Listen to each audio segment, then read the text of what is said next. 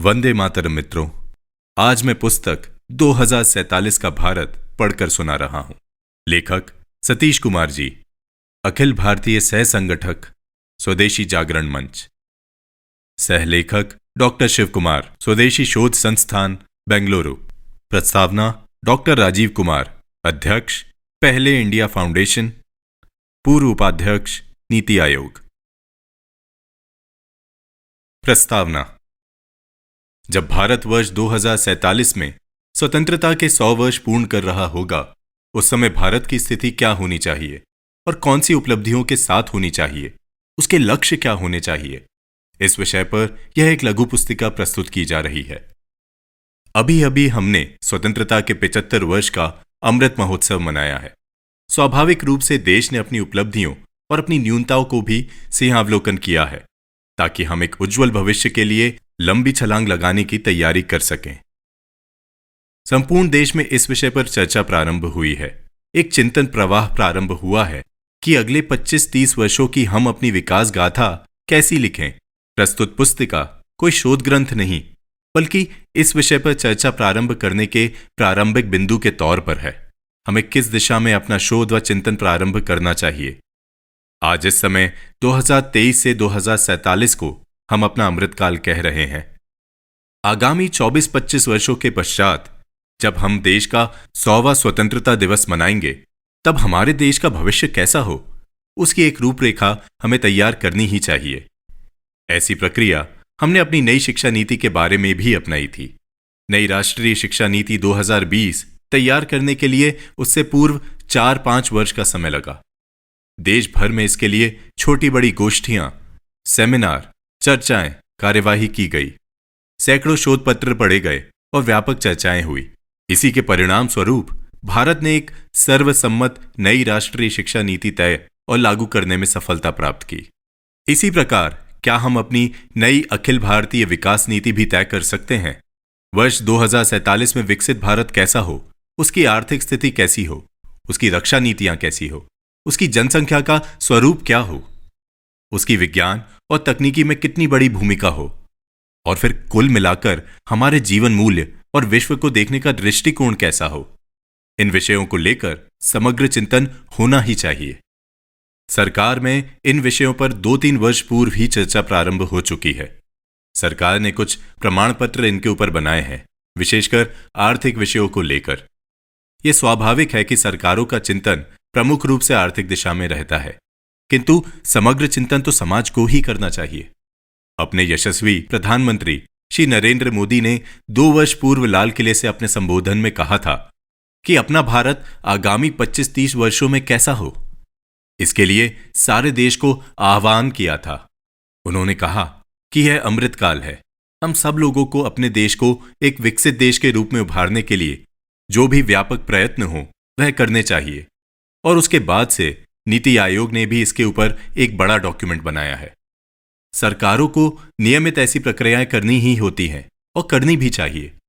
यहां यह भी ध्यान रखने की बात है कि आर्थिक नीतियां बनाते हुए भी भारतीय चिंतन, परंपरा व परिस्थितियों के अनुरूप भारत के ही अर्थविदों द्वारा यह होना चाहिए। हां, यह अमृतकाल का प्रारंभिक समय इस चिंतन लेखन का अच्छा प्रारंभ बिंदु भी हो सकता है।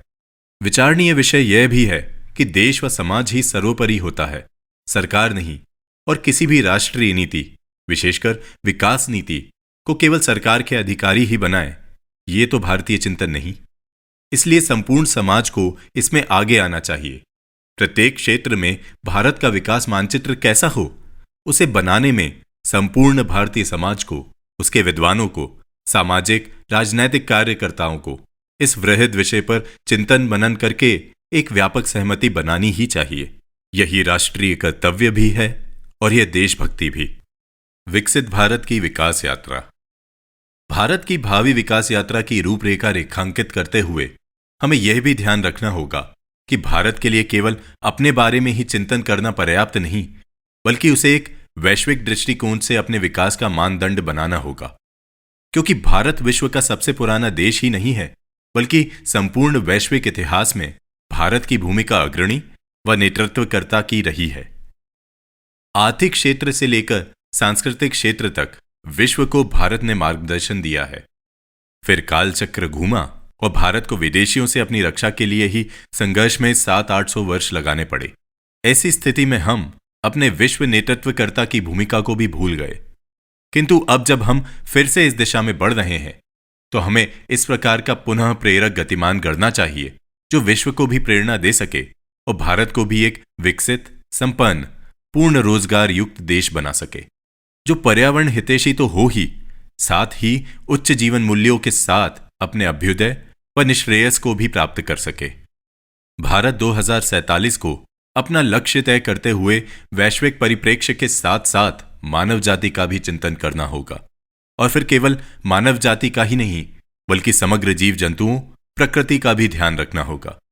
तभी हिंदुत्व या भारत एक समग्र व सार्वभौमिक राष्ट्र के रूप में भविष्य की अपनी सफल व प्रेरक यात्रा कर पाएगा, क्योंकि हम अपने अतिरिक्त शेष देशों, मनुष्यों, जीव जंतुओं, प्रकृति, यहां तक कि सृष्टि की भी चिंता और चिंतन करते आए हैं।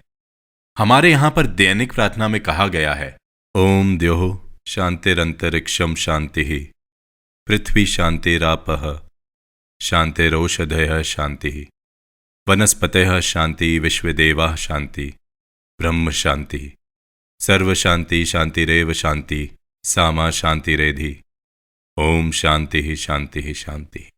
हिंदी भावार्थ: शांति कीजिए प्रभु त्रिभुवन में, जल में, थल में और गगन में, अंतरिक्ष में, अग्नि पवन में, औषधियों, वनस्पतियों, वन और उपवन में, सकल विश्व में, अवचेतन में, शांति राष्ट्र निर्माण और सृजन में, नगर ग्राम और भवन में, प्रत्येक जीवन के तन, मन और जगत के कण कण में शांति कीजिए, शांति कीजिए, शांति कीजिए।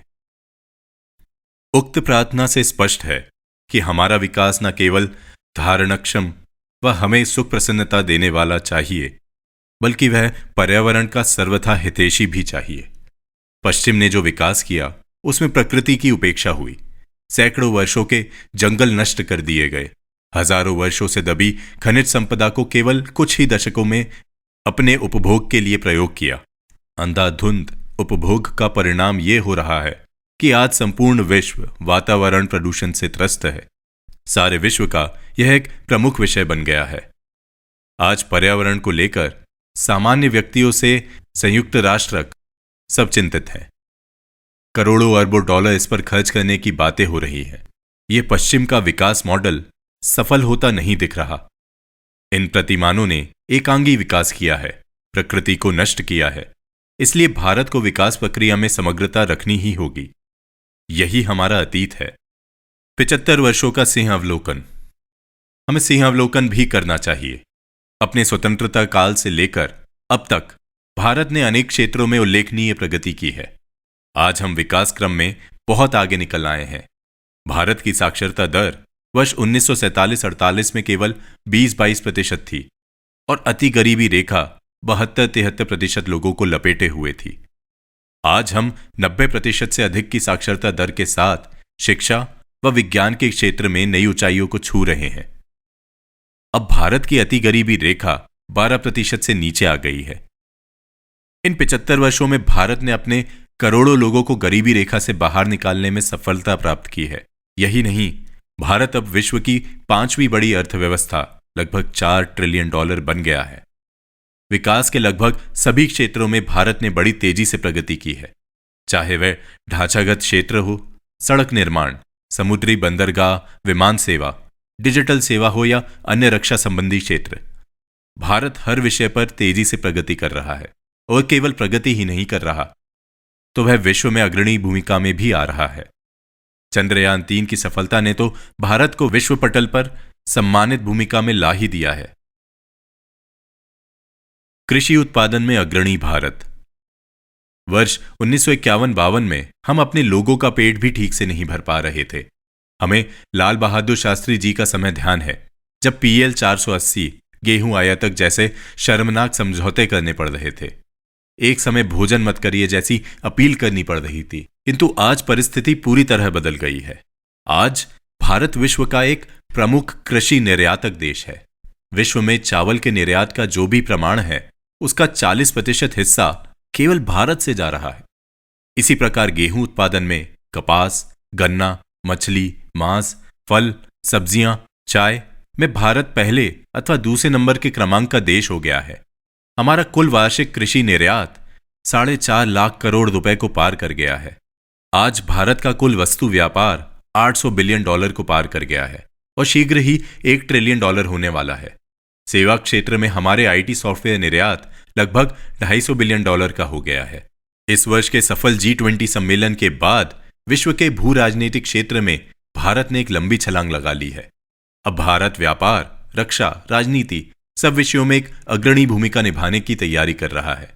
इन तथ्यों के आलोक में हमें अपनी आगामी दिशा तय करनी होगी और 2047 तक एक विकसित व वैश्विक नेतृत्वकर्ता देश बनाने में जुटना होगा। पर्यावरण से लेकर अपने उच्च जीवन मूल्यों के अनुरूप हमें अपने लक्ष्य तय करने होंगे।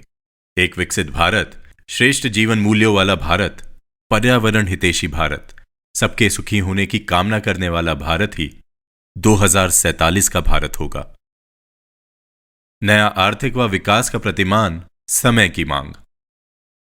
प्रस्तुत पुस्तिका में हम 5 स्तंभों पर आधारित एक दृष्टिकोण प्रस्तुत कर रहे हैं, जो कि भारत के समग्र विकास, जो धारणक्षम भी हो व प्रेरक भी, के प्रारंभिक बिंदु भी होंगे। पहला, युवा गतिमान जनसंख्या।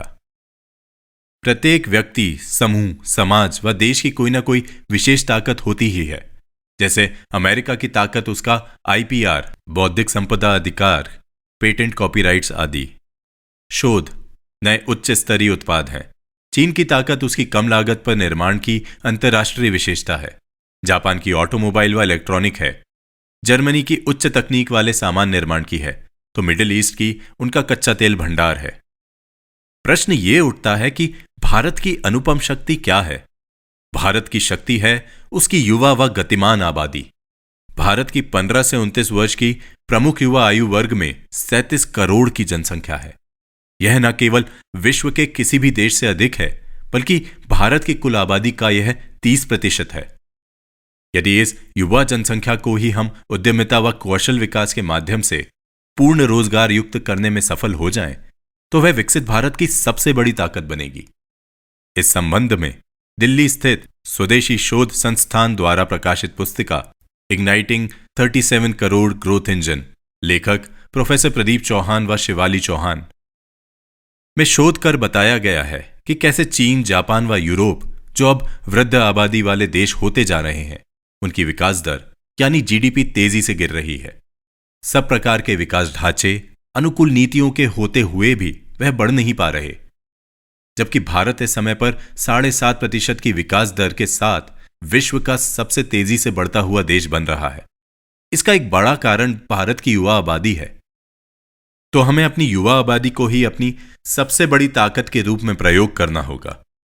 इसके अतिरिक्त भारत की सर्वाधिक कृषि योग्य भूमि और प्राकृतिक संसाधनों को एक नए दृष्टिकोण से देखने व विकसित करने की आवश्यकता है। CII, chamber of Indian industry के एक शोध पत्र के अनुसार भारत यदि अपनी सारी कार्यशील जनसंख्या को रोजगार युक्त करने में सफल होता है, तो भारत 2047 तक $40 ट्रिलियन की अर्थव्यवस्था बन सकता है, अर्थात आज के अमेरिका से भी 1.5 गुना अर्थव्यवस्था वाला देश। यह प्रमुख विचारणीय विषय है। दूसरा, भारत को आर्थिक महाशक्ति बनना होगा। लगातार 800 से 1000 वर्षों के संघर्ष के कारण हमारे अंदर एक हीन ग्रंथि विकसित हो गई है कि हम आर्थिक रूप से बहुत बड़े बन ही नहीं सकते या इसकी कोई आवश्यकता नहीं। किंतु नया भारत, आकांक्षी भारत इस बात की तरफ जा रहा है कि भारत की अर्थव्यवस्था को विश्व का सिरमौर बनाना चाहिए। बिना बड़ी अर्थव्यवस्था के आप नेतृत्वकर्ता की भूमिका में आ ही नहीं सकते। हाँ, यह बात अलग है कि हमें पश्चिम के विकास के प्रतिमान के अनुसार पर्यावरण भक्षी नहीं, बल्कि पर्यावरण हितैषी अपना एक विकास का प्रतिमान खड़ा करना होगा। हमें सैकड़ों हाथों से कमाना और हजारों हाथों से दान कर देना, दोनों विषयों में निष्णात होना होगा। इस समय के संकेत भी इस दिशा में मिल ही रहे हैं। तीसरा, अपना रक्षा तंत्र। भारत आर्थिक रूप से तो 1500 ईस्वी तक भी एक बड़ी शक्ति रहा है, किंतु तीसरी चौथी शताब्दी के समय से हमने सुरक्षा बलों की मजबूती और रक्षा तंत्र पर ध्यान देना कम कर दिया। संभवतः बौद्ध मत का प्रभाव था, किंतु उसका परिणाम यह हुआ कि 7वीं-8वीं शताब्दी आते आते जब देश पर विदेशी आक्रांताओं के हमले हुए तो हम उसे रोकने में सफल नहीं हो सके। लगातार 1000 वर्ष विदेशी आक्रांताओं से दास्ता तथा संघर्षों का समय भारत को देखना पड़ा। इसलिए भारत को अपने रक्षा तंत्र को न केवल अत्यधिक मजबूत बनाना होगा, बल्कि वह नवीनतम तकनीक से युक्त और वर्तमान की युद्ध परिस्थितियों के अनुकूल भी होना चाहिए। उसकी संपूर्ण तैयारी स्वदेशी तंत्र से ही होनी चाहिए। संपूर्ण स्वदेशी निर्मित आयुध तंत्र व आधुनिक तकनीकी युक्त भारत ही न केवल पूरी तरह से सुरक्षित हो पाएगा, बल्कि वह विश्व को भी प्रेरणा देने में एक सफल, सक्षम राष्ट्र के रूप में अपने आप को स्थापित कर पाएगा। चौथा, विज्ञान एवं तकनीकी में भारत। हमें ज्ञान और विज्ञान की नई ऊंचाइयों को छूना होगा। स्वाभाविक है, संघर्ष काल में हम विज्ञान व शोध की नई प्रक्रियाओं पर अधिक ध्यान नहीं दे पाए और इसी समय 16वीं-17वीं शताब्दी में यूरोप अमेरिका का उदय हुआ। उन्होंने विज्ञान एवं तकनीक में बहुत प्रगति की और उसी का परिणाम है कि वह बड़ी आर्थिक समृद्धि की ओर बढ़ गए। आज का यूरोप और अमेरिका यदि समृद्धि की ऊंचाइयों को छू रहे हैं तो उसका एक बड़ा कारण है उनका विज्ञान एवं तकनीक के मामले में पारंगत होना। भारत को इस विषय में स्वाभाविक रूप से आगे होना चाहिए। किसी भी देश की जो विश्व पटल का एक अग्रणी देश बनना चाहता है, उसे शिक्षा एवं अनुसंधान में सर्वोच्च भूमिका में आना ही होगा। पांचवा, हमारे जीवन मूल्य। केवल आर्थिक रूप से समृद्ध समाज यह विकसित समाज नहीं कहा जा सकता। उसके उच्च जीवन मूल्य होने चाहिए और विश्व को हम क्या दे सकते हैं इस भूमिका में भी आना होगा। हमारी उच्च जीवन शैली संयुक्त समृद्ध परिवार व उच्च पर्यावरण के इर्द गिर्द विकसित हुई है और हमारा वैश्विक दृष्टिकोण वसुधैव कुटुंबकम का है, जो संपूर्ण विश्व को ही एक परिवार मानता है। दिल्ली में इस वर्ष की हुई G20 की बैठक में भी भारत का ध्येय वाक्य था वसुधैव कुटुंबकम, एक पृथ्वी, एक परिवार, एक भविष्य। ऐसे अत्यंत उच्च जीवन मूल्यों को विश्व को देने की हमारी पुरानी परंपरा भी रही है। जब बौद्ध काल से लेकर वर्तमान के कृष्ण भक्ति और योग शक्ति तक को हमने विश्व को दिया है, इस प्रक्रिया में हमें फिर से अधिक गति के साथ आगे आना होगा। स्वतंत्रता प्राप्ति से पूर्व व उसके पश्चात के हमारे सामाजिक, आर्थिक व धार्मिक नेताओं ने हमें भारत को कैसे आगे बढ़ाना है, इस विषय में अनेक अवसरों पर दिशा प्रदान की है। एक समग्र विकसित भारत की दिशा दिखाने वाले स्वामी विवेकानंद, अरविंद घोष, महात्मा गांधी, गुरु गोलवलकर, पंडित दीनदयाल उपाध्याय, राष्ट्र ऋषि दत्तोपंत ठेंगड़ी जैसे अनेक शीर्ष नेता रहे हैं, जिन्होंने इस दृष्टि से हमें मार्गदर्शन दिया है कि भारत को किस दिशा में और कैसे लेकर आगे जाना चाहिए। यह भारत 2047 के 5 स्तंभ इसी दिशा में एक बढ़ता चरण है। इसे प्राप्त करने के लिए एक व्यापक जनजागरण अभियान चाहिए। सरकार की नीतियां जनता की जागृति के स्तर के अनुरूप ही बनती बिगड़ती हैं। इसलिए समाज में जागरूकता का स्तर खड़ा करने के लिए व्यापक प्रयत्न सामाजिक, आर्थिक, शैक्षिक व सिविल सोसाइटी संगठनों को ही करने होंगे। जनता का यह व्यापक जनजागरण ही सरकार की नीति निर्धारण का निर्णायक तत्व बनेगा और इसी से ही उदय होगा विकसित एवं श्रेष्ठ भारत वर्ष 2047। अध्याय 1, जनसंख्या लाभांश। अब भारत का समय है। United nation population fund UNDF ने जनसंख्या लाभांश की व्याख्या की है। उसके अनुसार जब किसी देश की कार्यशील आबादी यानी 18 से 65 वर्ष बाकी की आबादी से अधिक हो तो उसे जनसंख्या लाभांश की स्थिति कहते हैं। अर्थात उसकी निर्भर आबादी 17 वर्ष से कम और 65 से अधिक। यदि उत्पादक आबादी से कम है तो यह जनसंख्या लाभांश होता है। भारत में यह 2018 से ही मिलना प्रारंभ हो गया है, क्योंकि इसी वर्ष से भारत की कार्यशील आबादी की जनसंख्या बढ़ गई है और यह अगले 30-32 वर्षों तक लगातार बनी रहने वाली है। यदि भारत ने अपनी इस कार्यशील आबादी को ठीक से व्यवस्थित किया, स्वास्थ्य, शिक्षा और अन्य तरीकों से उसे सुसज्जित किया और सरकार ने नीतिगत सहयोग भी किया, तो भारत पर्याप्त आर्थिक प्रगति कर सकता है। भारत के नीति निर्माताओं को इस विषय पर काफी एकाग्रता से कार्य करना होगा।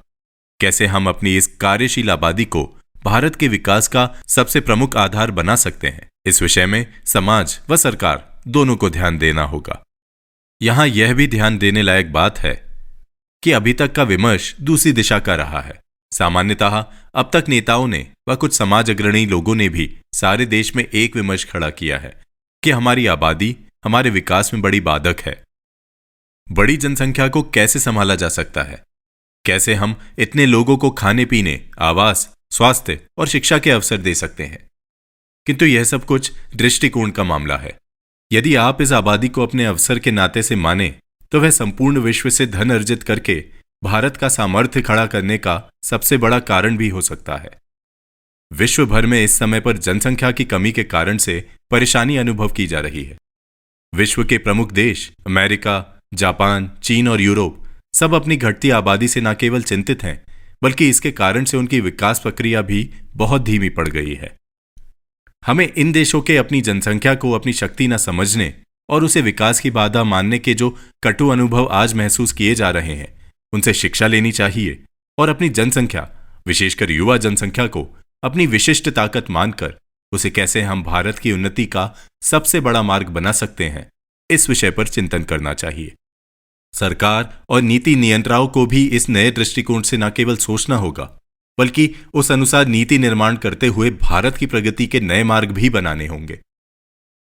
राष्ट्रीय स्तर पर भारत की इस समय जनसंख्या गति का प्रकार उचित है, किंतु यह अलग अलग प्रांतों में अलग अलग भी हो गया है। राष्ट्रीय स्तर पर देखें तो 0 से 14 आयु वर्ग में लगभग 30% जनसंख्या है। फिर 23% प्रमुख युवा हैं। 15 से 29 आयु वर्ग जो बड़ी आयु है, अर्थात 60 व उससे अधिक वाले, तो केवल देश में 8% लोग हैं। भारत की जो कार्यशील जनसंख्या है 18 से 65 आयु वर्ग में, वह 62.5% है और ऐसा अनुमान है यह अधिकतम 65% तक जाएगी 2035-36 तक। यद्यपि भारत में भी प्रांत अनुसार देखेंगे तो दृश्य अलग अलग प्रकार का है। उदाहरण के लिए केरल, तमिलनाडु, कर्नाटक, महाराष्ट्र, गुजरात अर्थात दक्षिण और पश्चिम भारत जो है यह भी अब बूढ़ा हो चला है, जबकि बिहार, झारखंड, पूर्वी उत्तर प्रदेश, असम और पूर्वोत्तर के राज्य अभी काफी युवा हैं। इन प्रदेशों का TFR, टोटल फर्टिलिटी रेट, अभी या तो 2.3 या 2.4 बना हुआ है, जबकि महाराष्ट्र का 1.7, केरल और तमिलनाडु का 1.8 आ गया है। युवा भारत एक वरदान।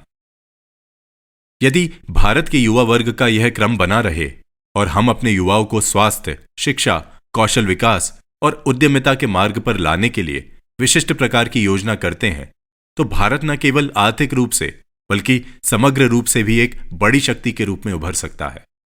इसके लिए न केवल समाज को व्यापक स्तर पर सोचना होगा, बल्कि सरकार को भी इस जनसंख्या लाभांश को वास्तविकता में परिवर्तन करने के लिए नीतियां बनानी होंगी।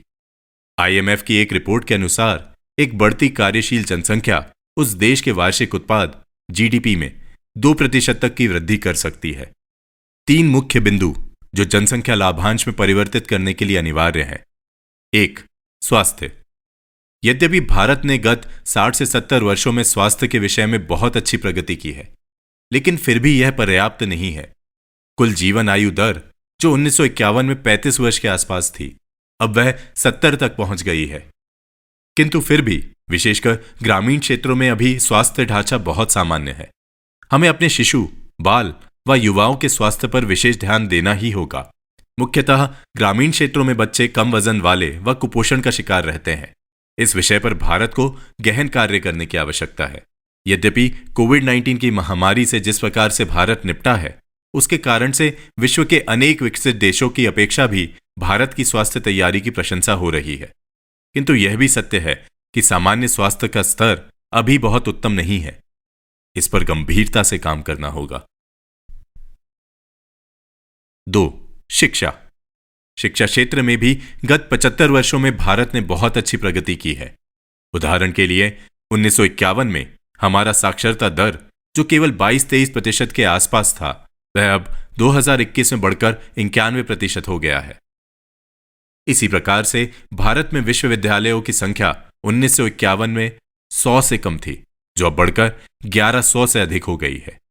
यही नहीं, उच्च शिक्षा में प्रवेश का अनुपात भी 28% तक हो गया है। यद्यपि भारत ने नई शिक्षा नीति 2020 को लागू कर शिक्षा क्षेत्र में एक बहुत बड़ा परिवर्तन किया है, और यह परिवर्तन सार्थक दिशा में बढ़ भी रहा है, किंतु इसके परिणाम आने में 15-20 साल लगेंगे।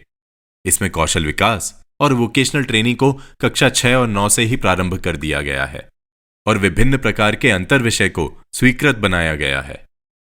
वैश्विक अनुभव और भारत की वास्तविकता को ध्यान में रखकर यह नई शिक्षा नीति बनी है। फिर भी विशेषकर उच्च शिक्षा में अत्यधिक प्रयत्न करने की आवश्यकता है। इसके अतिरिक्त भी भारत के नगरीय और ग्रामीण क्षेत्रों में शिक्षा के स्तर में बहुत बड़ा अंतर है। हमारे ग्रामीण विद्यालय महाविद्यालय का ढांचा स्तर बहुत सामान्य है। इस क्षेत्र में सामाजिक, धार्मिक और आर्थिक संगठनों और व्यक्तियों को निश्चय ही आगे आना चाहिए और यह भारत की परंपरा भी रही है। जहां तक उच्च शिक्षा का प्रश्न है, तो पहले 100 वैश्विक संस्थानों में भारत का कोई भी शैक्षिक संस्थान नहीं है, विश्वविद्यालय नहीं है और अगले 500 में भी केवल 20 ही संस्थान है। अतः अपने उच्च शिक्षा संस्थानों और शोध संस्थानों पर भी हमें अत्यधिक बल देना होगा। 3. उद्यमिता। उद्यमिता एक मानसिकता एवं विमर्श का विषय भी है। ब्रिटिश राज के समय पर भारत को स्वरोजगार, कृषि में मूल्य संवर्धन और उद्यमिता के स्थान पर नौकरी ही उनके रोजगार का प्रमुख साधन है, ऐसा पढ़ा दिया गया। इसलिए 10वीं के बाद आईटीआई में पढ़ता हुआ युवक हो अथवा किसी उच्च आईआईटी से निकला हुआ स्नातक, ये सब केवल जॉब सीकर ही बने हुए हैं। भारत को अगर पूर्ण रोजगार युक्त और एक समृद्ध देश के नाते से उभरना है, तो अपने इन युवाओं की मानसिकता उद्यमिता पर लानी ही होगी। उद्यमिता, स्वदेशी, विकेंद्रीकरण और सहकारिता के चतुष्पंक्ति मार्ग पर अपने युवाओं को डालना होगा। इसके लिए व्यापक प्रयत्न करने होंगे। सुखद है कि भारत में उद्यमिता युवाओं में तेजी से बढ़ रही है। 1 लाख से अधिक स्टार्टअप के साथ भारत विश्व का तीसरा बड़ा इकोसिस्टम बन गया है। भारत में प्रतिदिन 500 से अधिक नई कंपनियों का पंजीकरण हो रहा है। यदि अपने युवाओं में इस उद्यमिता की भावना को नीतिगत सहयोग देकर बढ़ावा दिया जाए, तो निश्चय ही भारत की जनसंख्या बहुत बड़े लाभांश में बदल सकती है। जनसंख्या का चिंतनीय पक्ष। यह ठीक है कि भारत अगले 25 से 30 वर्षों तक जनसंख्या के लाभांश के दौर में है और इसका लाभ भारत को मिलेगा भी, किंतु एक दूसरा पक्ष भी है और वह यह है कि भारत का टोटल फर्टिलिटी रेट TFR ये 2.0 पर आ गया है, जबकि जनसंख्या स्थिरता दर 2.1 होती है। इस विषय के विशेषज्ञ लोगों का अनुमान था कि 2.1 से कम TFR 2025-26 में होगा, किंतु यह 4-5 वर्ष पूर्व 2021 में ही हो गया। हम सब जानते हैं कि गिरती जनसंख्या दर के कारण से इस समय विश्व के प्रमुख देश बुरी तरह से परेशान हैं, जैसे अमेरिका, जापान, चीन, जर्मनी और यूरोप। जहां एक तरफ वृद्धों की जनसंख्या बढ़ रही है, तो दूसरी तरफ TFR नीचे आ रहा है। जापान की प्रजनन दर 1.4, चीन की 1.1, अमेरिका की 1.6 और यूरोप की 1.4 हो गई है। इसका परिणाम उनकी आर्थिक प्रगति पर भी पड़ रहा है। इन देशों की विकास दर 2% से भी नीचे आ गई है।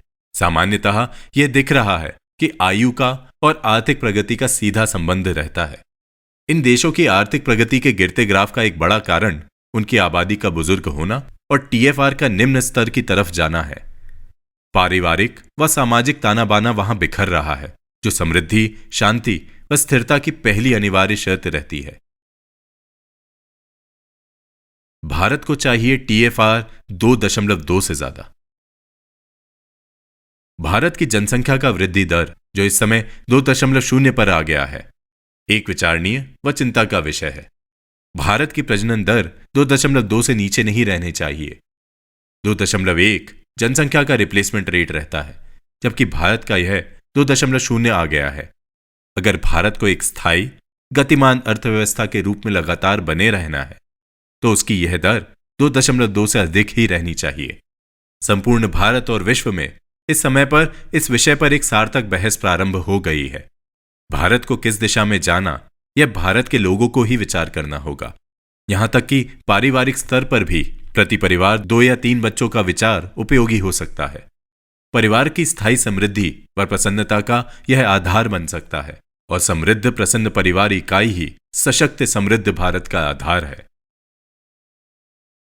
अध्याय 2, समृद्ध, सशक्त एवं खुशहाल भारत। भौतिक विश्व में कोई भी देश बिना आर्थिक प्रगति किए महान देश नहीं बन सकता। अपने नागरिकों के सुखद जीवन यापन के लिए ही नहीं, अपितु संपूर्ण विश्व में संदेश भी वही देश दे सकता है इसकी स्वयं की आर्थिक स्थिति पर्याप्त सशक्त हो। इस दृष्टि से जब विचार करते हैं तो पहले सिंहावलोकन कर अपनी गत स्थिति को भी देखना होता है कि पिछले 1000-2000 वर्षों में भारत आर्थिक और उत्पादन के क्षेत्र में कैसा रहा है। अनेक प्रकार के शोध पिछले दिनों में सारे भारत ही नहीं विश्व भर में चर्चा के विषय बने हैं।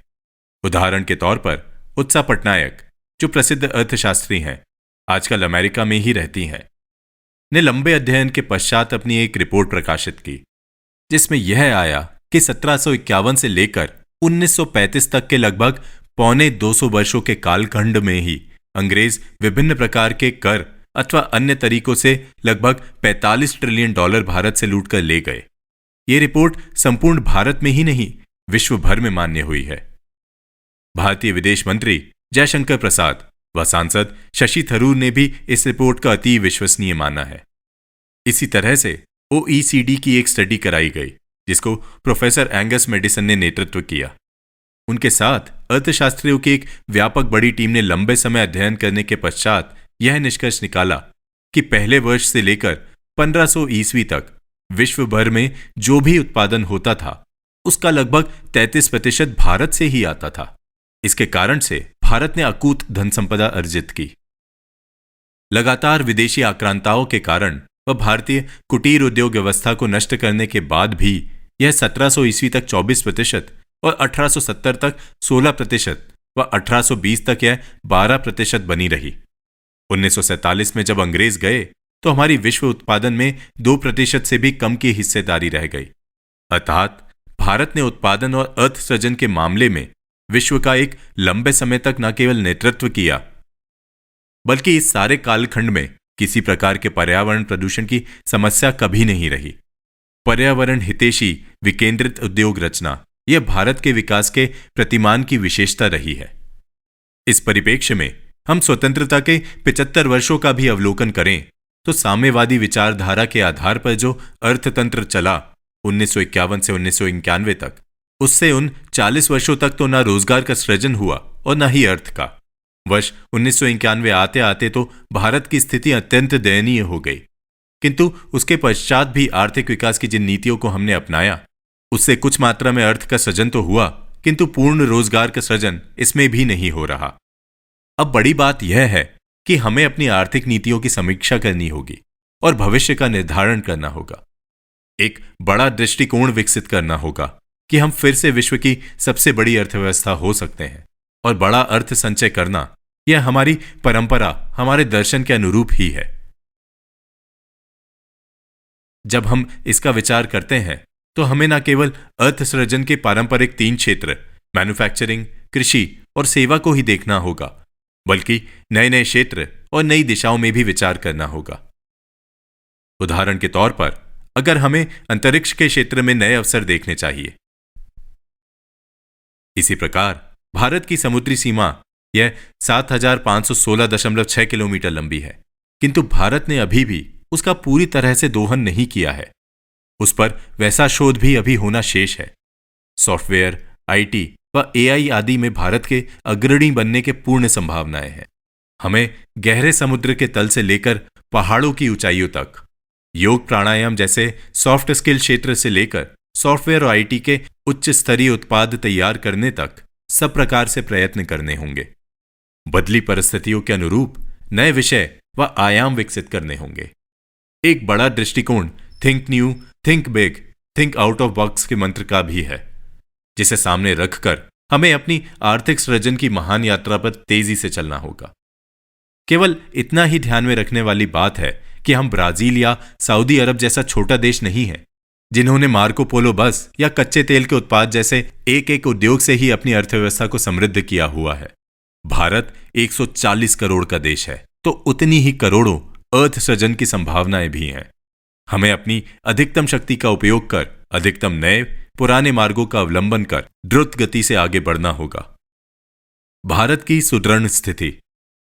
एक दृष्टिकोण यह भी ध्यान में रखना होगा कि भारत इस समय पर विश्व में सर्वाधिक सुदृढ़ स्थिति में है। सबसे पहले तो हमारे पास 140 करोड़ लोगों का एक विशाल बाजार है। उसमें भी युवा शक्ति के सर्वाधिक होने के कारण से हमारी क्रय शक्ति इस समय विश्व के किसी भी देश से अधिक है। इसके अतिरिक्त अब भारत पुराना भारत नहीं है। हमारे यहां पर ढांचागत सुविधा तंत्र अब वैश्विक स्तर का विकसित हो रहा है। भारत प्रतिदिन 30 किलोमीटर सड़क का निर्माण कर रहा है। हमारा रेल मार्ग, वायु मार्ग, समुद्री मार्ग ही नहीं बल्कि बिजली, डिजिटल सब विषयों में भारत इस समय पर अपना आधारभूत ढांचा खड़ा कर रहा है, जहां व्यापार एवं अर्थ सृजन की अपार संभावनाएं हैं। विश्व में आज पूंजी अत्यधिक उपलब्ध है। भारत की शासकीय व प्रशासकीय स्थिरता, देश में शांति व सौहार्द का माहौल विश्व भर के व्यापार जगत व उद्योग जगत को ललचा रहा है। इसलिए वह बड़े प्रमाण पर भारत में निवेश करने के इच्छुक भी हो रहे हैं। भारत को अपनी इस नई ताकत को पहचान कर ही उनके साथ अनुबंध करने होंगे। उदाहरण के तौर पर अमेरिका में टेस्ला के मालिक एलन मस्क को भारत के बाजार की अधिक आवश्यकता है, बजाय भारत को टेस्ला की बड़ी कारों के। यही बात BMW या अन्य के बारे में भी होगी। इसलिए भारत को न केवल विदेशी पूंजी और तकनीक का उपयोग करने की प्रक्रिया सोचनी होगी, बल्कि हमारे होने वाले अनुबंध, हमारे वैश्विक व्यापार उद्योग समझौते, FTA, मुक्त व्यापार समझौते, इन सबको करते हुए भारत को अपनी नई शक्ति का पूरा उपयोग भी करना होगा। एक दूसरे उदाहरण में CPC का मुक्त व्यापार समझौता 2018 में रद्द किया गया। बाद में अनुभव ऐसा आया कि विश्व को हमारे इस समझौते को रद्द करने से भारत की प्रतिष्ठा भी बढ़ी और भारत को आर्थिक लाभ भी हुआ। इतना ही नहीं, भारत की करेंसी रुपया अब पहले से कहीं अधिक विश्व स्तर पर मान्य हो रहा है। UPI भी विश्व भर में धूम मचा रहा है। उनको ध्यान में रखते हुए ही हमें आर्थिक क्षेत्र की अपनी सक्रियता एवं ताकत को बढ़ाना होगा। हमने ईज ऑफ डूइंग बिजनेस के सूचकांक में भी लंबी छलांग लगाई है। 2014 में हम वैश्विक सूचकांक में 142 पर थे, तो 2022 में 63 पर आ गए हैं। आर्थिक प्रगति हेतु कुछ नए विचार। अनेक अर्थशास्त्रियों का मत है कि हमें अपने घरेलू बाजार को अंतर्राष्ट्रीय कॉरपोरेशंस के आगे खुला नहीं छोड़ देना चाहिए, बल्कि उसका उपयोग करना चाहिए। हमारी कंज्यूमर पॉपुलेशन 18% के साथ विश्व में सबसे बड़ी है और हमारी परचेसिंग पावर पैरिटी PPP विश्व में दूसरे स्थान पर है और जल्दी ही क्रमांक 1 पर हो जाएगी। इसके अलावा पूंजी की कोई कमी नहीं है।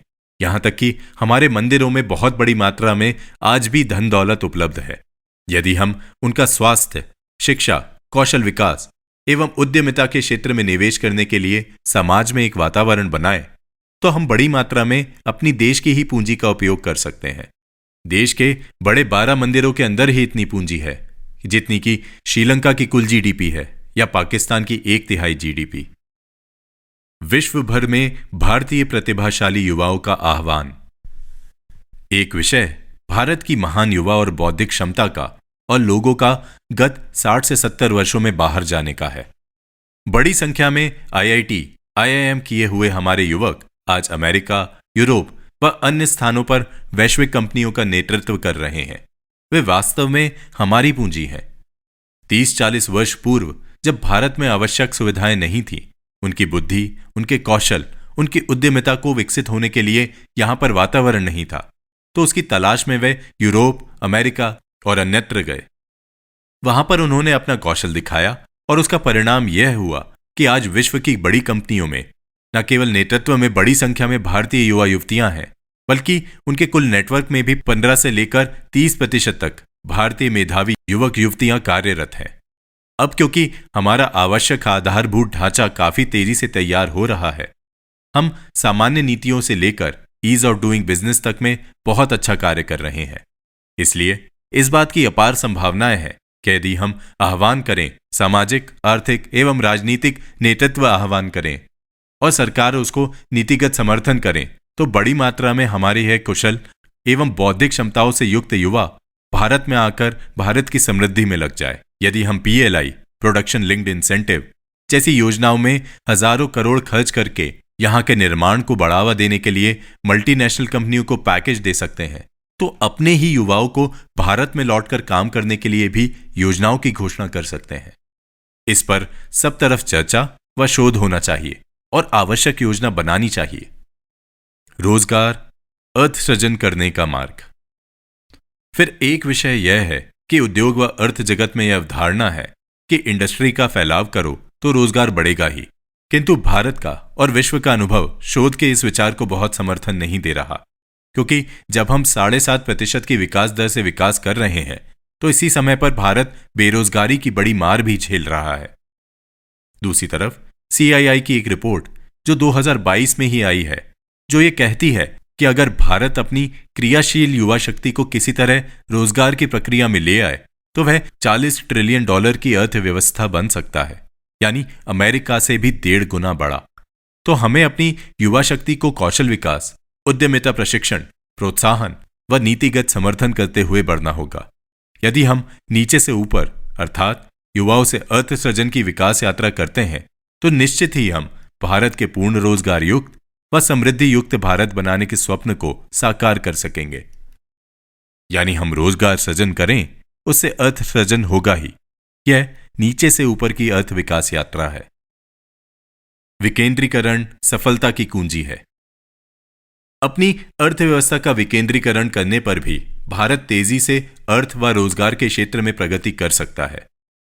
स्वयं पंडित दीनदयाल उपाध्याय विकेंद्रीकरण पर बहुत आग्रह करते रहे हैं। इस विषय में 1988 में श्री राजीव गांधी जी द्वारा किया गया 73वां संविधान संशोधन महत्वपूर्ण है, किंतु उसके पीछे राजनीति अधिक थी, देश को आर्थिक रूप से समृद्ध बनाने की इच्छा कम। इसके कारण पंचायती राज की योजना बहुत सफल नहीं हो पाई। यदि भारत अपनी योजनाओं को जिला आधारित करे और 750 जिले के अनुसार अर्थ व रोजगार सृजन की योजनाएं हों तो भारत की अर्थव्यवस्था को तेजी से उभरने में समय नहीं लगेगा। निर्णय जल्दी होंगे और जवाबदेही सुनिश्चित होगी। इसके लिए भी एक व्यापक जन जागरण समय की आवश्यकता है। मेड बाय भारत, स्वदेशी ही मार्ग।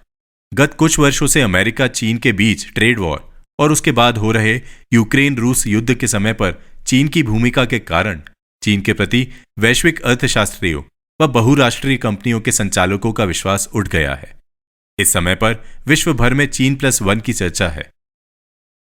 स्वाभाविक रूप से विश्व की सबसे बड़ी मार्केट होने के नाते से इस समय भारत में सब लोग आना चाहते हैं और इसमें कोई गलत बात भी नहीं है, किंतु जैसा कि पूर्व में भी कहा है कि अपनी ताकत को ध्यान में रखते हुए हमें उनको यहां पर बुलाना चाहिए, एक आग्रह के साथ कि वे भारतीय कंपनियों के साथ हिस्सेदारी में ही अपनी कंपनी चलाएं, ताकि तकनीक और पूंजी दोनों के स्थानांतरण में समान स्थिति रहे।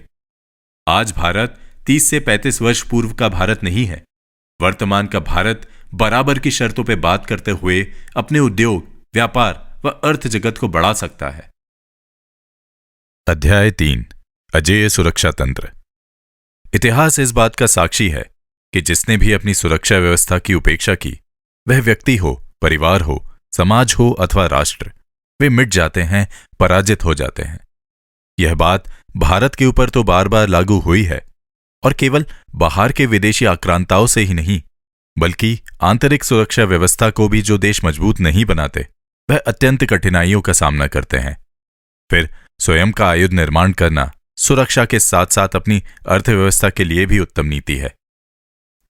किसी भी गांव, समाज और राष्ट्र का बल कितना है, उसकी सुरक्षा व्यवस्था का तंत्र कैसा है, उसी के आधार पर वह सम्मान पाता है। इस भौतिक विश्व में जिसकी लाठी उसी की भैंस वाली कहावत सर्वथा चरितार्थ होती है।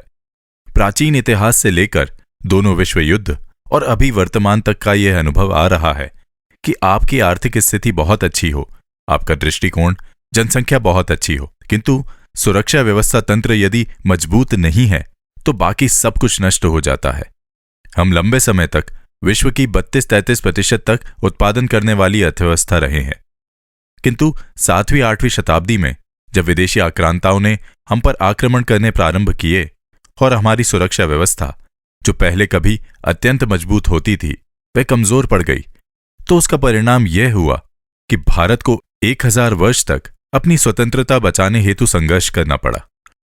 मंगोल, पठान, तुर्क, मुगल, बाद में पुर्तगाली, फ्रेंच और अंग्रेज लगातार इस देश पर आक्रमण करते रहे और उसमें काफी सफलताएं भी प्राप्त करते रहे, क्योंकि हमने अपनी अभेद्य सुरक्षा व्यवस्था खड़ी नहीं की।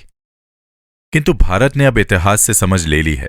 इसलिए 2047 की तरफ बढ़ते हुए भारत का न केवल सुरक्षा तंत्र अजेय होना चाहिए, बल्कि विश्व में कहीं पर भी शांति स्थापित करने के लिए आवश्यक समर्थ भी भारत के पास होना चाहिए। पोखरण 2 के विस्फोट ने भारत को विश्व पटल पर एक बड़ी शक्ति के नाते से स्थापित किया। यह सत्य है और गत 15-20 वर्षों में हमने इस विषय में अच्छी प्रगति भी की है। किंतु यहां यह ध्यान रखने वाली बात भी है कि वर्तमान विश्व व्यवस्था में सुरक्षा तंत्र अकेले नहीं कार्य करता, बल्कि विभिन्न वैश्विक आर्थिक नीतियां और वैश्विक व्यापार नीतियां तीनों समग्र रूप से चलती हैं। वैश्विक अर्थनीति, वैश्विक व्यापार नीति व वैश्विक सुरक्षा नीति, इनके समन्वित प्रयास से ही भारत अभेद्य बनेगा। इस समय पर भारत को आंतरिक और बाहरी बड़ी चुनौतियां हैं। यद्यपि भारत ने आंतरिक आतंकवाद पर गत 10-12 वर्षों में अच्छी तरह से काबू पाया है, किंतु सीमा पर पाकिस्तान और चीन ही नहीं, उसके अतिरिक्त भी देश हैं जहां से भारत को सुरक्षा चुनौतियां मिलती रहती हैं। इस परिदृश्य को ध्यान में रखकर हमें आगामी नीतियां बनानी होगी। हमारी प्राथमिकता मेड बाय भारत। इस समय भारत विश्व का सबसे बड़ा आयुध का आयातक देश है। हम लगभग 40 अरब डॉलर तक के आयुध प्रतिवर्ष आयात करते हैं। यद्यपि भारत ने अपने यहां युद्ध हथियार सामान तेजी से बनाने के लिए आवश्यक नीतिगत परिवर्तन किए हैं। 41 डिफेंस डिपोज को 7 कंपनियों में बदलकर भारत ने इस क्षेत्र में बहुत बड़ा परिवर्तन किया है और अब हम अपनी आवश्यकता का लगभग 75% निर्माण अपने ही देश में करने लगे हैं। यह पिछले 10 वर्षों में 50% से भी कम था।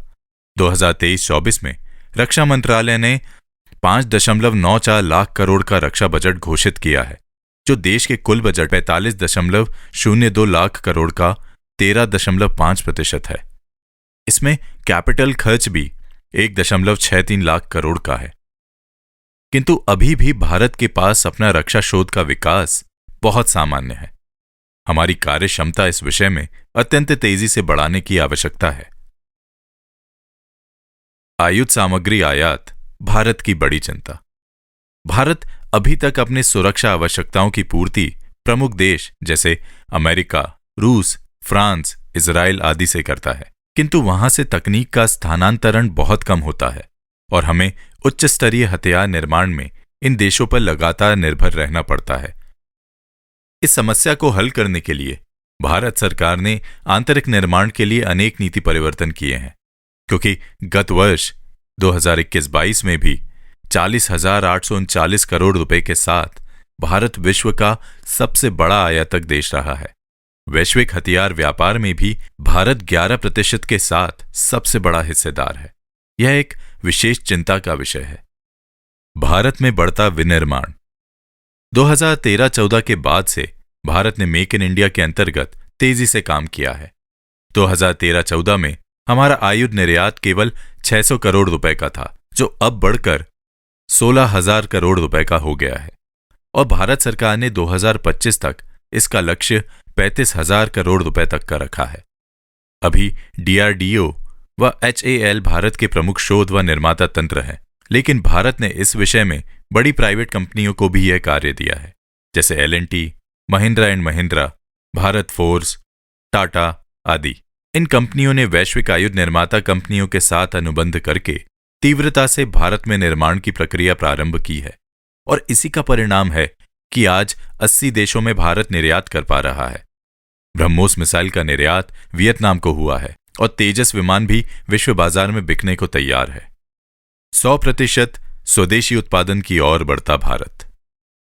भारत तेजी से इस लक्ष्य की ओर बढ़ रहा है कि हमें अपनी रक्षा आवश्यकताओं की 100% पूर्ति स्वदेशी निर्माण से करनी चाहिए। तेजस लड़ाकू विमान, पृथ्वी से आकाश, आकाश से आकाश में मारक तंत्र, ICBM intercontinental ballistic missile, Arjun tank, BrahMos का भारत में ही निर्माण इस बात का द्योतक है कि हम आयुध निर्माण में तेजी से स्वदेशी क्षमताएं विकसित कर रहे हैं। भारत ने 2025 में अपने स्थानीय आयुध खरीद के लक्ष्य को 1,40,000 करोड़ रुपए तय किया है, जो 2020 में 70,000 करोड़ रुपए के आसपास था। इतना ही नहीं, भारत ने गत वर्ष 16,000 करोड़ रुपए के हथियार का निर्यात भी किया है। सरकार ने अभी तक 2,851 वस्तुएं चिन्हित की हैं, जिनको आयात नहीं की सूची में डाला है और यह लगातार बढ़ रही है। केवल इसी वर्ष भारत ने 48,000 करोड़ रुपए मूल्य के 83 LKM-18 जेट्स विमान का ऑर्डर HAL को दिया है। वैश्विक स्तर पर जो सबसे बड़े आयुध निर्माता और निर्यातक देश हैं, उनमें अमेरिका 40%, रूस 16%, फ्रांस 11%, चीन 5.2% के साथ सबसे आगे है। हमारा अभी तो 1% से भी कम है। यदि हमने ठीक से नीतियां बनाई और एक बड़ा दृष्टिकोण लेकर चले तो निश्चित रूप से भारत आगामी 10-12 वर्षों में इस क्षेत्र का भी एक बड़ा निर्यातक देश हो सकता है। 60-70 के दशक में हम खाद्यान्न को सारे विश्व से मंगवा रहे थे। आज 50 वर्षों बाद हम सारे विश्व को खाद्यान्न भेज रहे हैं। इसी प्रकार आज हम भले ही हथियारों के सबसे बड़े आयातक हों, लेकिन 2047 से पहले पहले हम विश्व के सबसे बड़े युद्ध के निर्यातक देश भी बन सकते हैं। यह हमारी इच्छा शक्ति पर निर्भर है। अजेय भारत, विजयी भारत। भारत को अपनी सुरक्षा सेनाओं के आधुनिकीकरण पर भी बहुत तेजी से आगे बढ़ना होगा, क्योंकि द्वितीय विश्व युद्ध के बाद से ही वैश्विक रक्षा नीति में बहुत बड़े परिवर्तन हो गए हैं। द्वितीय विश्व युद्ध के बाद से 50-60 वर्षों तक एटॉमिक हथियार सबसे बड़ी आवश्यकता और निरोधक का काम करते थे, किंतु गत 15 से 20 वर्षों का अनुभव बता रहा है कि ऑटोमेटिक बम से भी आगे की हमें सोच रखनी होगी। जैसे अमेरिका ने अपनी अंतरिक्ष आर्मी, रॉकेट व मिसाइल यूनिट और अब ड्रोन यूनिट पर बहुत तेजी से काम किया है। इस विषय में चीन भी काफी आगे है। तो हमें भी अपनी सेनाओं को ऊंचे पहाड़ों से लेकर समुद्र की गहराइयों तक के तंत्र को विकसित करना होगा। फिर कुछ नए दृष्टिकोण व अनुसंधान सुरक्षा तंत्र में कार्य करने की आवश्यकता है। साइंस और टेक्नोलॉजी की भूमिका इस क्षेत्र में सबसे अधिक है। इसके अतिरिक्त भी सूचना युद्ध, जैविक युद्ध और गैर पारंपरिक युद्ध तंत्र पर भी आज विश्व में अनेक देश काम कर रहे हैं। स्वाभाविक रूप से विश्व की बढ़ती ताकत में भारत को भी इन महत्वपूर्ण विषयों में न केवल चिंतन करना होगा, बल्कि सबसे आगे भी बढ़ना होगा। इसके अतिरिक्त वैश्विक सुरक्षा संधियां भी बहुत बड़ी भूमिका निभाती हैं।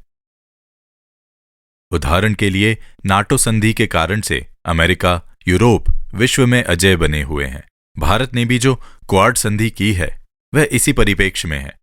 भारत ने साउथ ईस्ट एशियन देशों के साथ अपने सुरक्षा संबंधों को भी इसलिए बहुत मजबूत किया है, जैसे वियतनाम, इंडोनेशिया आदि। विश्व के 200 देश के साथ आपके कैसे संबंध हैं और वे मौके पर आपकी सहायता करते हैं या नहीं, यह बात निर्णायक है। चाहे यूनाइटेड नेशन की बहस हो, विभिन्न मुद्दों पर मतदान हो या फिर प्रत्यक्ष युद्ध का क्षेत्र, सब सुरक्षा तंत्र का ही हिस्सा होते हैं। जब आपको वैश्विक स्तर पर अनेक साथी मिलते हैं तो स्वाभाविक है कि आप मजबूत बनते ही हैं। भारत इन 3 विषयों पर, जियो इकोनॉमिक्स, जियो ट्रेड और जियो स्ट्रैटेजी, इस पर तेजी से काम कर रहा है। किंतु समाज को इस विषय पर एक व्यापक दृष्टिकोण रखकर अपनी सोच बनानी होगी, ताकि सरकार और हमारी सेनाएं उसी के अनुरूप बड़े निर्णय ले सकें। जो भी हो, भारत अपनी अजेय भारत, विजय भारत की यात्रा पर तेजी से बढ़ भी रहा है और 2047 तक इस यात्रा को निष्कर्ष पर भी पहुंचाना आवश्यक है।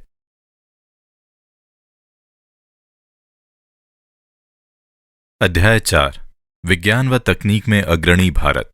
विज्ञान और तकनीक ने आज के युग को सबसे अधिक प्रभावित किया है। मनुष्य समाज की विकास की आकांक्षाएं हों या ज्ञान के क्षेत्र में नई खोज करने की अंतरिम इच्छा, विज्ञान व शोध आवश्यक है। किसी भी समाज को अग्रणी बनाने में वहां पर विज्ञान और तकनीक का स्तर निर्णायक होता है। हम जिस प्रकार से आजकल काम करते हैं, व्यवहार करते हैं, यह सब प्रभावित होते हैं हमारे ज्ञान, विज्ञान और तकनीक से। आज चिकित्सा के क्षेत्र से लेकर अंतरिक्ष तक मनुष्य ने हर जगह पर न केवल पहुंच बनाई है, बल्कि वहां के गहरे रहस्यों को भी खोजा है तथा उसे समाज को विकसित करने में भी उपयोग किया है। विकसित एवं जीवन को सुविधाजनक बनाने में विज्ञान का उपयोग हुआ है। और फिर इतना ही नहीं, यह विज्ञान और तकनीक आर्थिक प्रगति के लिए भी अत्यंत अनिवार्य तत्व बन गया है। अतः जब हम भारत को 2047 में एक विश्व की सर्वोच्च शक्ति के रूप में देखने की इच्छा रखते हैं, तब हमें यह निश्चय ही तय करना होगा कि हम विज्ञान और तकनीक की अधिकतम ऊंचाइयों को छूने में कैसे आगे बढ़ सकते हैं। प्राचीन काल से लेकर गत 300 वर्षों के कालखंड का जब हम निरीक्षण करते हैं, तो पाते हैं कि वही राष्ट्र आर्थिक व विकास के अन्य मार्गों पर आगे बढ़ सके जिन्होंने विज्ञान एवं तकनीक में गहरी खोज की है। उदाहरण के लिए अमेरिका पिछले 125-130 वर्षों में विश्व का आर्थिक व अनेक क्षेत्र में अगुआ देश बना हुआ है, तो उसका सबसे प्रमुख कारण है कि वह विज्ञान एवं तकनीक के क्षेत्र में सबसे आगे है। आज अमेरिका की आय में 34% तक का योगदान कॉपी एवं पेटेंट राइट्स से आता है। यह जो बौद्धिक संपदा अधिकार है उससे आता है, जो नई नई खोज के कारण से उनको प्राप्त हो रहे हैं। इसके अलावा भी जो विकसित देश हैं, चाहे वे जर्मनी हो, जापान हो, चीन हो या इंग्लैंड, यह सब देश इस समय बौद्धिक संपदा अधिकार व शोध शिक्षा में अग्रणी है, इसलिए विकास व अर्थ सृजन में भी अग्रणी है। भारत भी हमेशा से शिक्षा और विज्ञान के क्षेत्र में आगे रहा है, किंतु 1000 वर्षों से लगातार विदेशी आक्रांताओं से जूझने के कारण हम इसमें पीछे रह गए। इसलिए वर्तमान में भारत की बेरोजगारी, पिछड़ापन, गरीबी आदि का सबसे बड़ा कारण भारत का शिक्षा और ज्ञान के क्षेत्र में पीछे रह जाना है।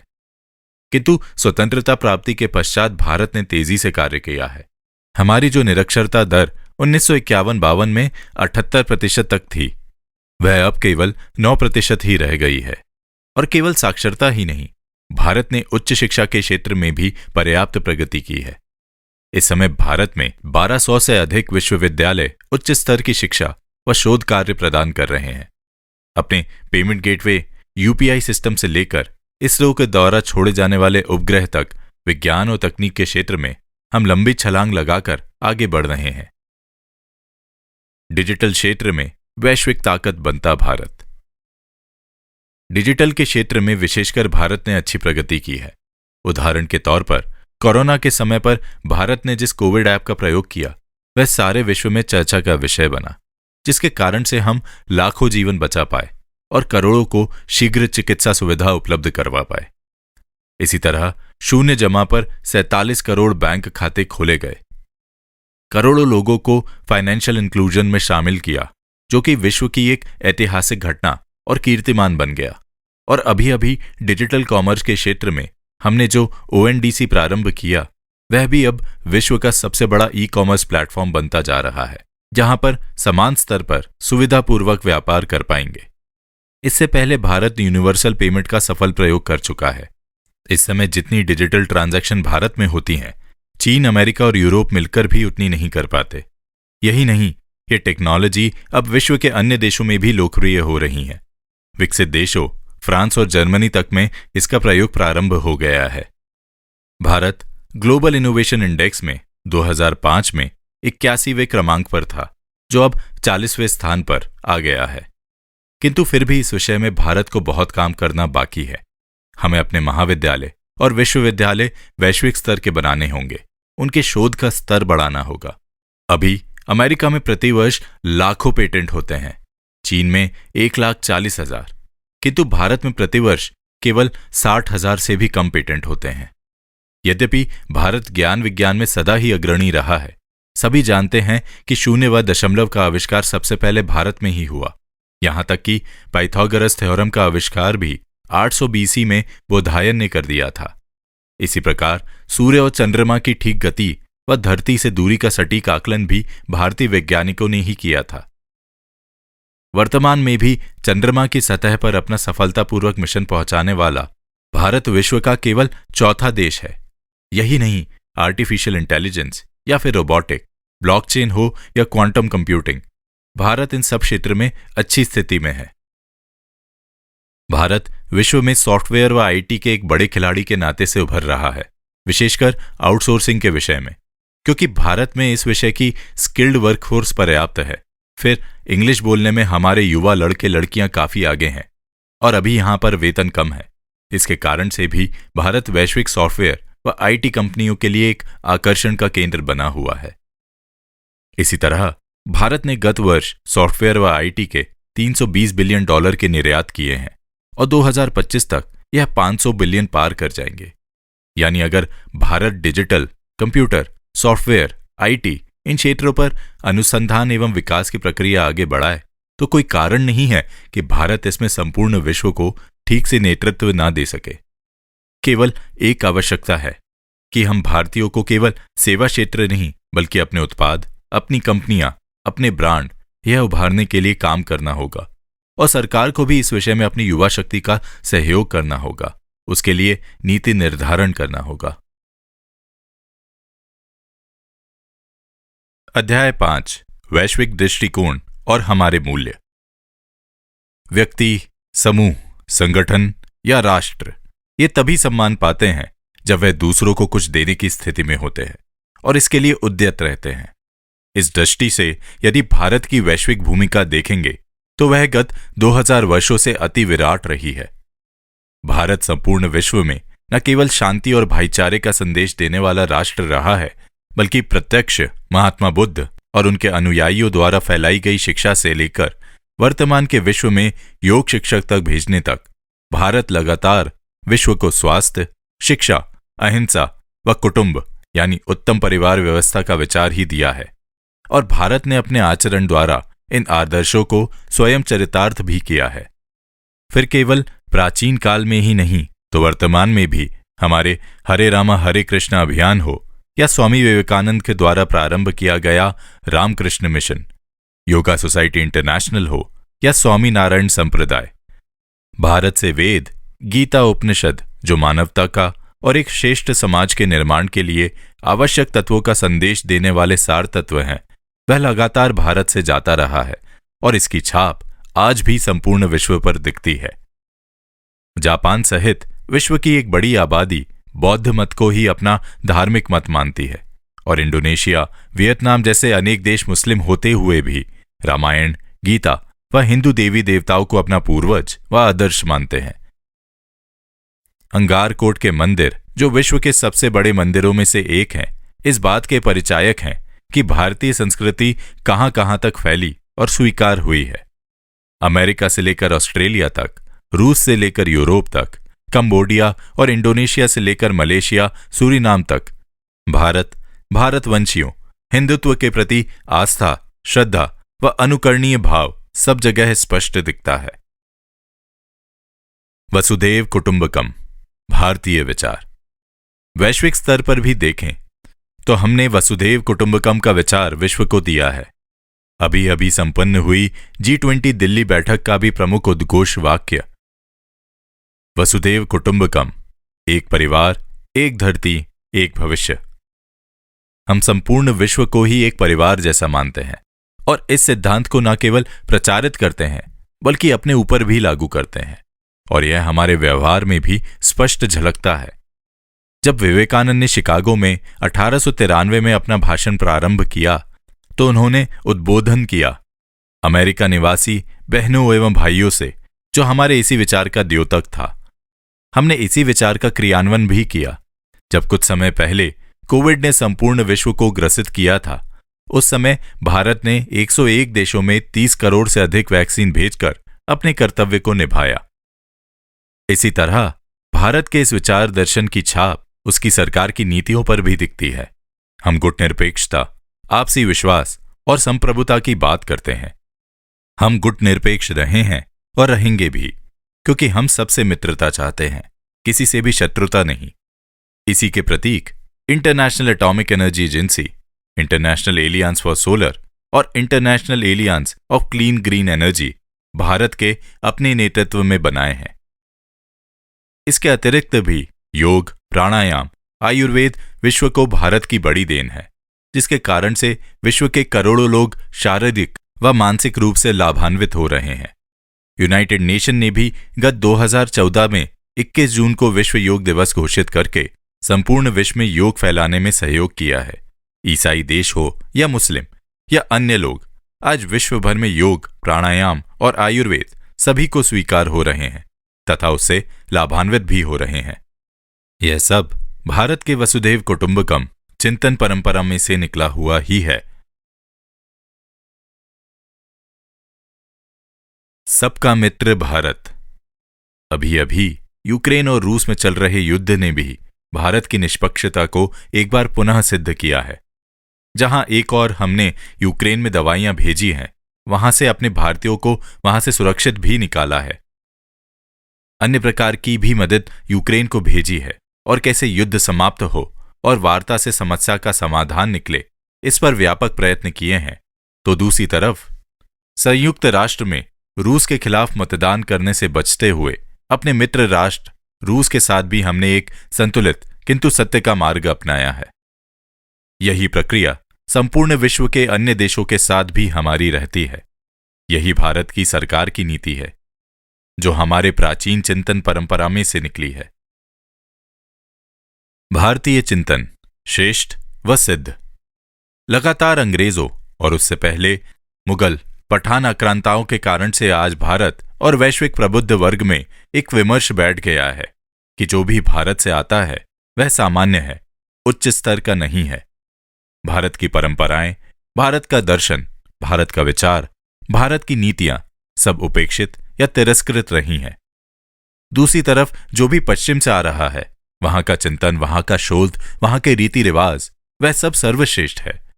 किंतु अब जब हम अमृत काल में प्रवेश कर रहे हैं, उस समय पर इन हीन ग्रंथियों से भी हमें निकलना होगा और विश्व को भी निकालना होगा। भारत का चिंतन न केवल श्रेष्ठ रहा है, बल्कि 5000 वर्षों से बार बार यह सिद्ध भी हो चुका है। वैश्विक समुदाय जितनी जल्दी पश्चिम के विमर्श से निकलकर भारत के इस गहरे वैश्विक चिंतन को, वसुधैव कुटुंबकम के चिंतन को स्वीकार करता है, उतना ही विश्व की 750 करोड़ जनता के लिए अच्छा होगा। भारत ने सदा धर्मनिरपेक्षता से भी बढ़कर सर्वधर्म सम्मान व समभाव की बात की है। हम धर्म से निरपेक्ष नहीं, बल्कि हम सब धर्मों का समान आदर करने वाले समाज हैं।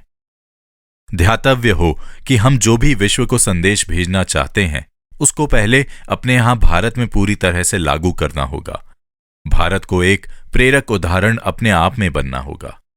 इसलिए भारत की परिवार परंपरा, भारत की पर्यावरण के प्रति सोच, भारत की दूसरे मत पंथों के प्रति सम्मान की सोच, भारत का वैश्विक दृष्टिकोण, इन सब विषयों में भारत को स्वयं एक समृद्ध, सशक्त व प्रेरक समाज के नाते से खड़ा करना होगा।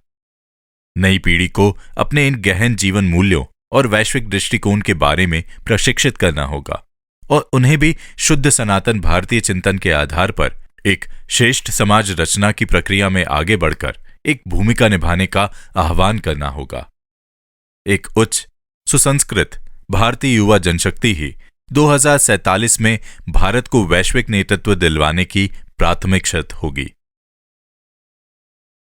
फिर हम केवल अपना ही नहीं, बल्कि संपूर्ण विश्व का, प्रकृति का, जीवों का, जंतुओं का, पशु पक्षियों का और संपूर्ण ब्रह्मांड का ध्यान रखने वाले लोग हैं। इन सब के प्रति हमारी एक सात्विक और आध्यात्मिक दृष्टि रही है। संपूर्ण विश्व का ही नहीं तो संपूर्ण चर अचर का सुख चाहने वाला ये भारतीय समाज अब फिर से उठ रहा है। हम प्रातः काल प्रतिदिन बोलते ही हैं, ओम सर्वे भवन्तु सुखिनः, सर्वे सन्तु निरामया, सर्वे भद्राणि पश्यन्तु, मा कश्चित् दुःखभाग् भवेत्। ओम शांति शांति शांति। इस प्रकार के चिंतन पर अभ्यास करता हुआ आगे बढ़ता हुआ भारत ही संपूर्ण विश्व की शांति, स्थिरता, विकास व प्रगति की प्रतिबद्धता होगी।